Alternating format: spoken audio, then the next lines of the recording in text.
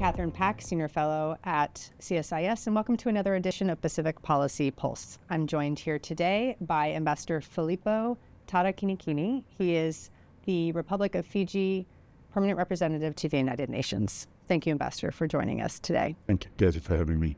So normally you're based up in New York City, but you're down here in Washington, D.C. this week. Can you tell us a little bit about who you've been meeting with and some of the conversations that you've had? We are down here once a year, a group of Pacific ambassadors, to come and meet, firstly, the senators and members of the House of Representatives, essentially both sides of Congress, bipartisan meetings on issues that relate to us, issues that are of interest to us. And this time is more about the engagement that the U.S. is having in the Pacific. We also meet with think tanks and private sector entities here. So the program is quite comprehensive, essentially 2.5 days of solid interactions. And we benefit so much from it, understanding what the U.S. is doing, and also the part that we have to play in this joint effort to deal with the issues that we face in the Pacific now. As your country's permanent representative to the United Nations, what is top of mind for you right now at the UN? What are you working on right now? The main issues for us are climate change, global warming, biodiversity loss, ocean acidification, pollution. We talk about them separately, but these are interconnected, Kathy. In elementary school, we were taught how, the rain cycle works. So the atmosphere, the ocean, the earth, these are all interconnected. Yet, right now, we are still talking about them as if they are separate and not connected. Global warming and ocean acidification and the devastating natural disasters that we are facing are all in the same cycle. We can connect the dots if we look at them. So for Fiji, how these challenges affect us are sea level rise, biodiversity loss. We have communities that we have to relocate. This costs millions of dollars. You do not have the wherewithal to do it. In addition to that, disaster risk reduction in order to mitigate against the impact, and also mitigating through adaptation.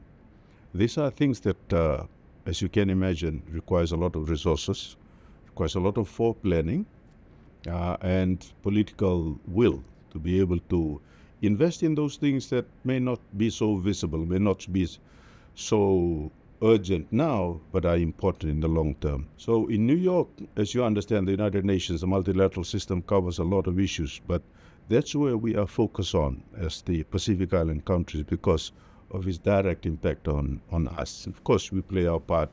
Fiji is the biggest per capita contributor to UN peacekeeping. So that has been going on for 4.5 decades, and we still have over 500 troops deployed in a number of missions around the world. And peace and security globally, this is an issue we discuss in New York. And of course, the main topic right now for this year is the Summit of the Future, the Compact of the Future, to deal with the issues that we face globally. I see the world as similar to the post-Second World War period. We are now trying to relook at how we go forward. There's a challenge to the multilateral system, a rule-based order, but the UN Charter remains. If we are guided by that, I think we will continue to focus in the right direction, and that requires a lot of diplomacy, a lot of talking, a lot of bilateral, multilateral conversations. Thank you, Ambassador. That's very well said. On a slightly lighter note, what are you reading these days? Any book recommendations that you have? I am reading a book called The Nature of Nature by Enric Sala.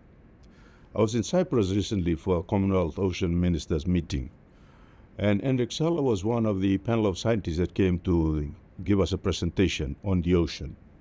And it was very interesting, and I met him outside the conference room one evening, and he kindly gave me his book, which I started reading. The book is about nature and the wild, why we need the wild.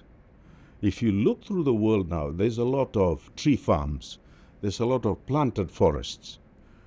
But we don't even know how much species, living species, are on the face of the earth. And more importantly, what they do for us.